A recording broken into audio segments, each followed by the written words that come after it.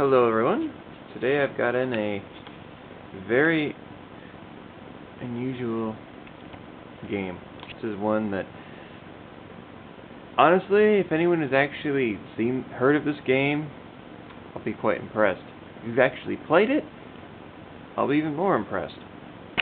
Yeah, this is Fire Barrel. Or, the English title was Air Assault. And this is made by good old iREM. Just looking at the art here. You can see you can explore different weapon types, as well as either missiles or homing missiles. It's pretty much iREM's version of Raiden. This is your classic Raiden clone back from 1993, except in my opinion it's a better game than any of the Raidens. And this is one that is really, really obscure, and one of the main reasons why as well, I'll show you here. See, this is one of the things that caught my interest in this game. This is MAME, and if we load it up in MAME here, let's see how this plays. Not accurate.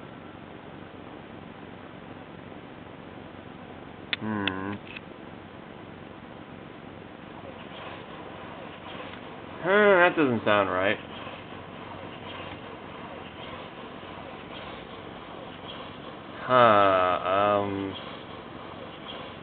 Yeah, so let's say we got half a background and one repeating sound effect, and yeah, as you can see, it's still pretty much unplayable in MAME. So this is when you cannot emulate properly at this point. And in fact, as far as I can tell, the English version, Air Assault, hasn't even been dumped yet. Like, there is no ROM. This is a really, really rare game. And, you know, I've got a lot of stuff that people consider rare, but this is a hard one to get. So here's the board. This runs on the iREM M107, which is the main reason probably why the game doesn't, work in MAME yet. As this is pretty much the most powerful arcade hardware that iREM ever made. If you notice similarities, it looks very similar to the M92 that like R-Type Leo runs on, but it's actually significantly more powerful, as it adds a fourth background layer, has double the sprites, double the colors, and a few other tweaks. And there's only like 3 games that run on this thing, and I think 2 of them are like soccer games. So, rather obscure, rare hardware in a rare game that just about no one has played or remembers. And I was always curious about this one too. This is technically the sequel to Air Duel, which, if you've played Air Duel, it's probably one of iREM's most generic, unremarkable games. iREM is a company that was mostly famous for their horizontal shooters, stuff like R-Type, because of the crazy designs, the amazing weapon systems. And then they made Air Duel, which was an okay game, but compared to, say, iREM's own Image Fight, it was pretty boring, to be honest. Not bad, just very, very generic vertical shooter. And for some strange reason, they actually made a sequel to it, which is Fire Barrel in Japan, or Air Assault if you ever even see an English version. I never have. So yeah, this is one that, in fact, I'm pretty sure, from what I can tell, this is going to be like one of the very first videos of this game ever. There isn't any other footage of it on YouTube, and when I figure out a way to capture vertical screens, I'll do a capture, but for now, this is all we get. So this game is basically a Raiden clone, which, if you hate Raiden, well, you probably won't like this so much. But if you like Raiden, well, this is basically just iREM's take on it. And it's a powerful board, and it uses, like 4 background layers, and it really takes advantage of it to do stuff with the sprites. Just let the intro run. The intro doesn't have sound, unfortunately, but just most games in arcades are left on. Demo sound is disabled anyway. Alright. So, it's going to be hard to do this one justice with my setup. I'm actually playing this on the XRGB.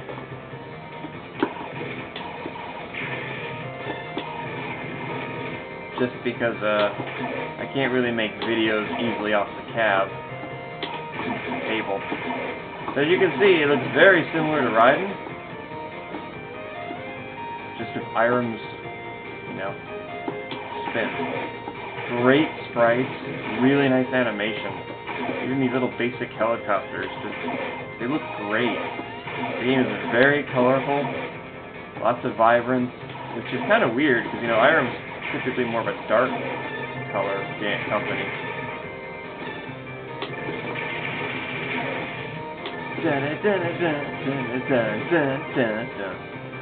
Listen to that music. That is definitely iREM right there. But yeah, so you got 4 weapon types. Now I'm playing this on with auto fire right now, which makes the game. So usually makes the game easier, but I'm recording, so I'm gonna play like shit. Now in single player there are checkpoints, but they can be disabled via dip switch. So I mean, but the default setting is with checkpoints enabled in one player. So that's how I'm currently playing it, because that's how it's meant to be played. But you can disable. Oh, that is terrible. Just kill me and start over.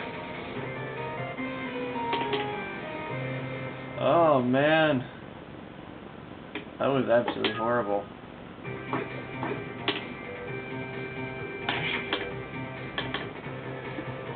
Try this again.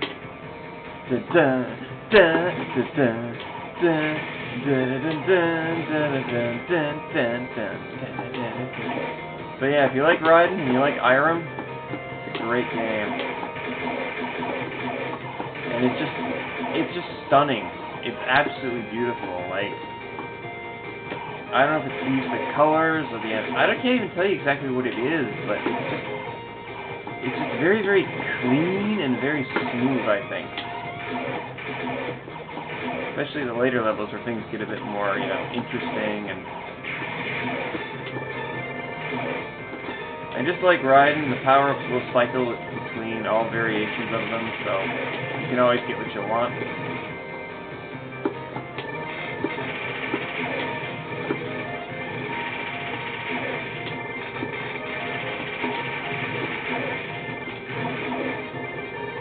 So, to be honest, this game is incredibly rare and quite expensive for, you know, for what it is, so a lot of people might not want to, you know, take kind of the small investment it takes to get a hold of one of these. But if you're looking for a great game that, you know, you can't play any other way because there's no ports and emulation's still broken, it's a great game to have. Dun, dun, dun, dun, dun, dun, dun, dun, dun.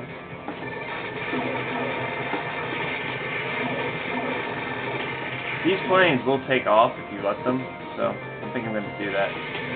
Yeah. Don't want blue. Don't want yellow. Don't want red. Don't take red.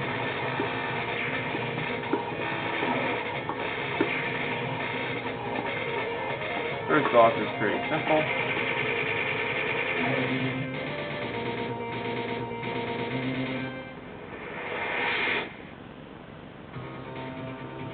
Da-da, da-da, da-da.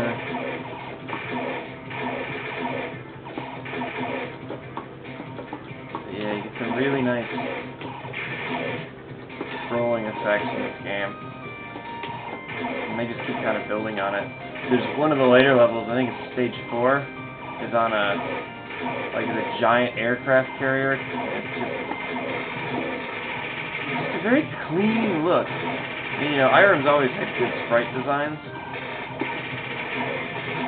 typically they tend to go for, you know, weird, horrific alien stuff.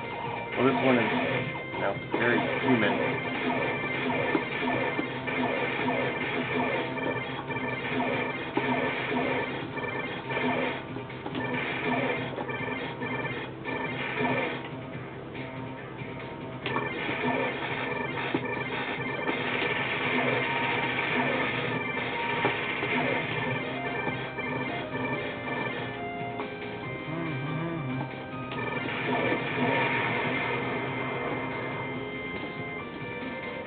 Very, very smooth is the word I want to use to describe this game. Great use of color, nice animations, and just, it's a joy to play. That's playing like shit. That's alright.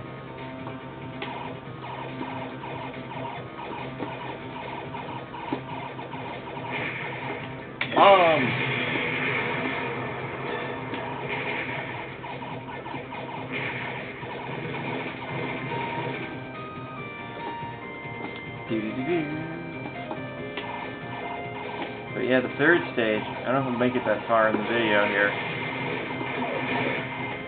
There's this awesome looking train part where it's like two trains that keep crisscrossing each other, and they're on like separate, you know, sprite planes, and it just looks so cool. Like here, you know, little tanks will come out, and you can blow them up while they're still on board the carrier. Lots of nice little details. Actually, coming up on the stage 2 boss, maybe I will make it. One of the coolest looking train fights I've played in a shooter. This boss is also pretty simple. The difficulty itself, I'd say, is fairly moderate overall. But again, I'm playing with auto-fire, which helps quite a bit. Auto-fire disabled when I'm playing in my cab, which doesn't have auto-fire. It's a lot harder.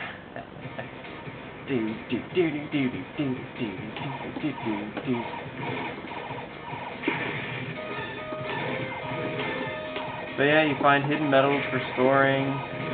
It's very much riding.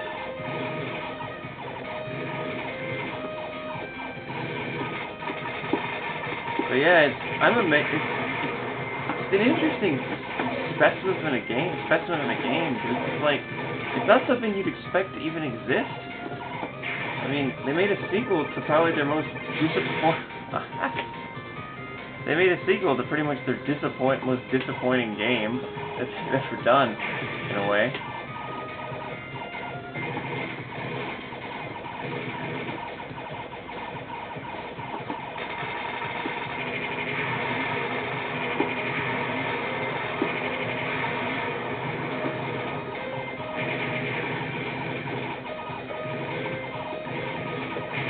Thank goodness for the new 15-minute limit.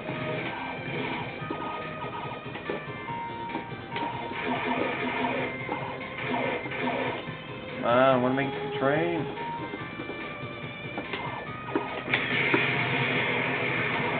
Bomb my way. I don't have to worry about dying again. Alright. Oops. Stop looking at the camera. Alright, love this part. It's just really, it's fast and smooth.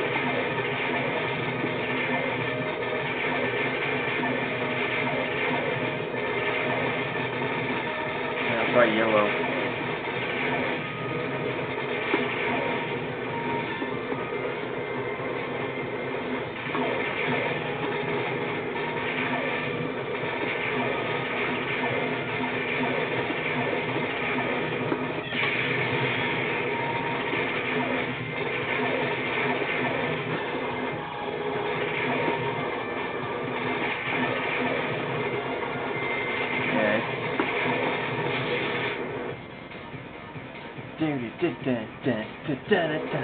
So, it's good stuff.